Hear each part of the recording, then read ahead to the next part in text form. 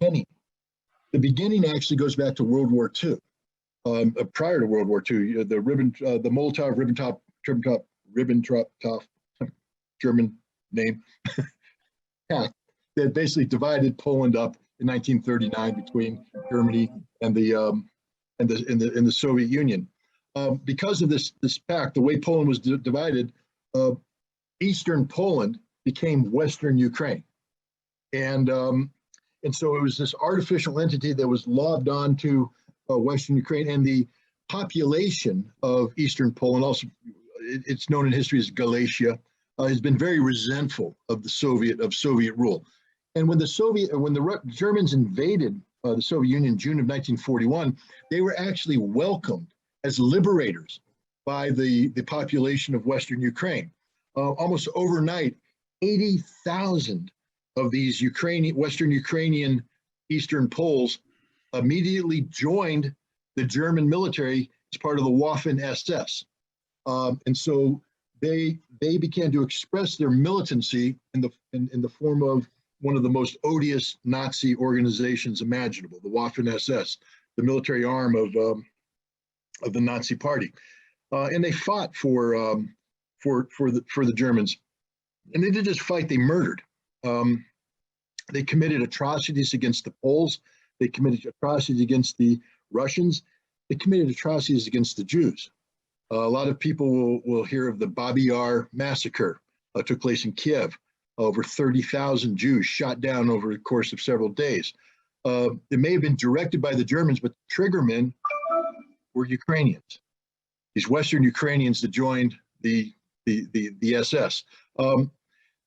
They had a guy named Stepan Bandera. Stepan Bandera is their leader. He was their leader beforehand. He basically joined the German cause.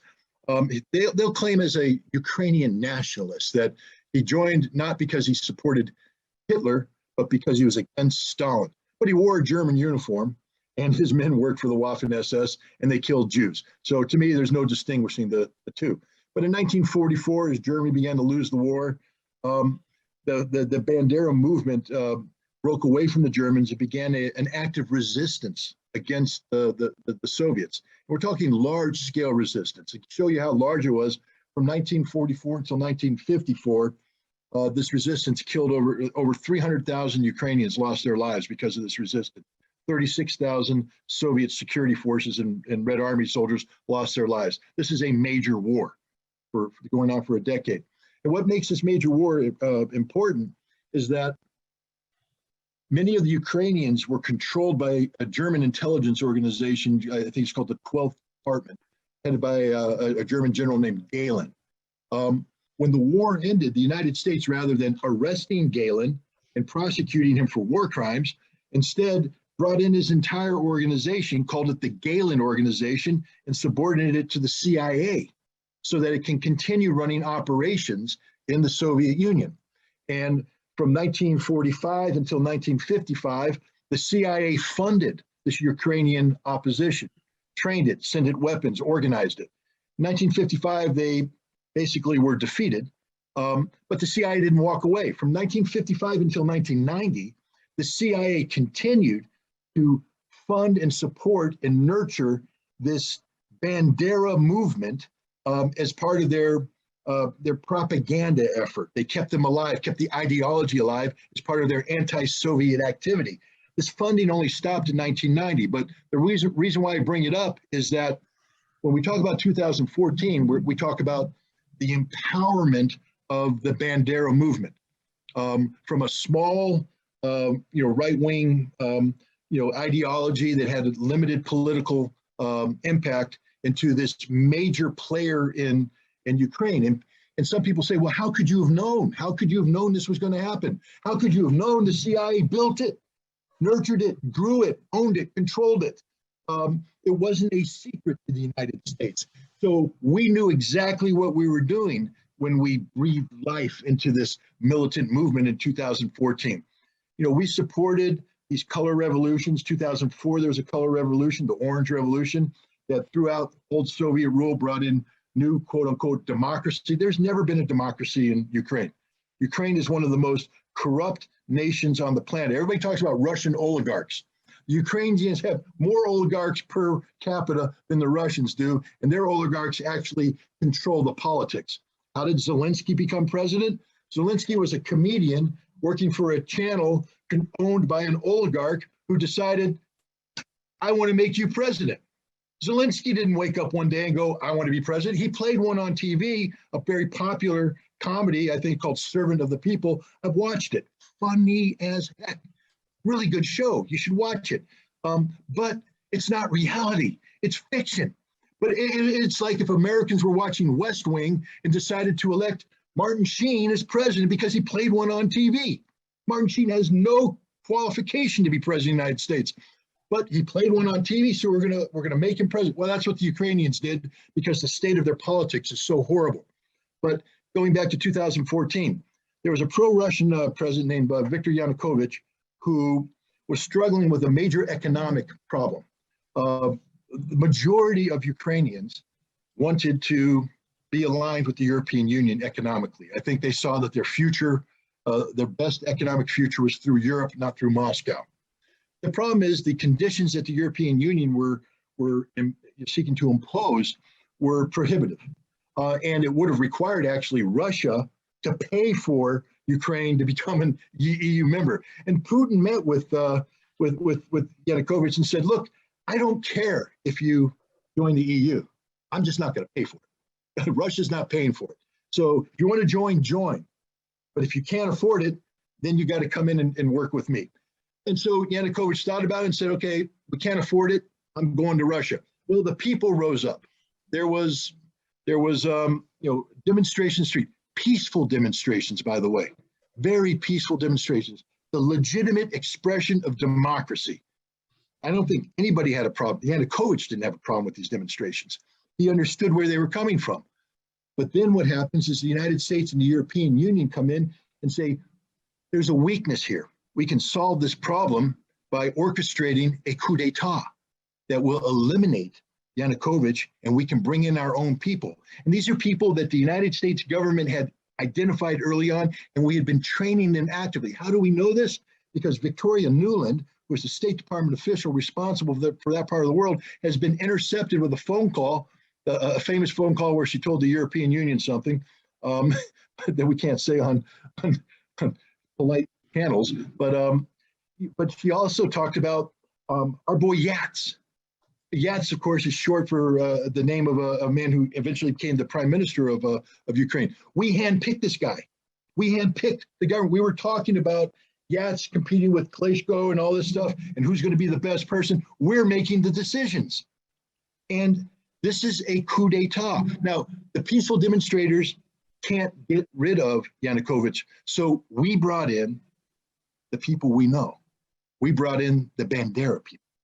And they came in armed. They seized, they stormed police armories, took weapons, came down, and they overnight, they turned what was a peaceful demonstration in the Maidan Plaza into a violent revolution that killed scores of people.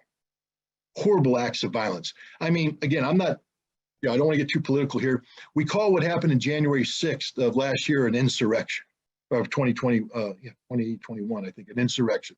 The horrific storming of the U.S. Capitol.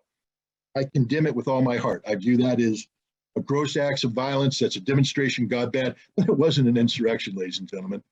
An insurrection, they would not have voluntarily left the Capitol. An insurrection would have gone in with guns blazing, killing every member of Congress. That's what an insurrection does. How do we know? Because there was an insurrection in the Maidan in February 2014. That's what an insurrection looks like. It was a U.S. orchestrated insurrection to achieve one purpose, to get rid of Viktor Yanukovych. How do we know that? Because Joe Biden called Viktor Yanukovych in person and said, you got to go. I don't mean to get angry, but come on, man. What is regime change policy? We've never had regime change policy. Why did Biden get on the phone and tell Yanukovych he has to go? That's regime change policy, literally. Writ large, big letters, and he left. But now what happened? You've created this mess. You've empowered these Nazis, and they're now in charge. Now, people say, again, but Scott, they're minorities, man. They're just, okay, yeah, they had the violence in the Maidan and all that. But at the end of the day, when they ran for parliament, they didn't get majorities in parliament. Well, you know what? Who else didn't have a majority? The Bolsheviks. You go back and study Russian history, you got these two major elements. You got the Mensheviks, which means small, and the Bolsheviks, which means big. But the Mensheviks were actually big, and the Bolsheviks were actually small. Why did the Bolsheviks win? Because they were violent. They were violent. And so now you've empowered these Bandera-worshiping neo-Nazis to come in and seize power, and they're not going to let it go. They immediately intimidate the Ukrainian Rada to start passing laws that empower nationalism, Ukrainian nationalism, at the expense of Russian-speaking Ukrainians and ethnic Russians. They outlaw the language, they outlaw the culture, and then they violently seek to impose their will. They go down to Odessa, city on the coast. There's a riot there after a soccer game. They throw 150 pro-Russian demonstrators into the House of Culture, then set it on fire. Over 40 people die. The Russians are enraged. The Ukrainians start to make a move towards Crimea, and the Russian government says, not so fast. They send in the little green men, and Russia takes control of Crimea, blocking them. But where do the Nazis go from there? They head straight to the Donbass. They start assaulting the Russian population there. The Russians rose up. They declared independence. A curious fact, Vladimir Putin didn't recognize them as independent states. He rejected that. He said, no, you're part of Ukraine. We have to respect the territorial sovereignty of Ukraine, but we will support you in your effort to defend your rights. And so thus began the Ukrainian civil war in the Donbass, where the Ukrainian army, backed by these neo-Nazi military units, began trying to forcefully impose themselves on a Russian population that rejects being manhandled by the Ukrainians. They form independent militias that are supported by the Russians, and now we have a war, a civil war. And it's a horrible war.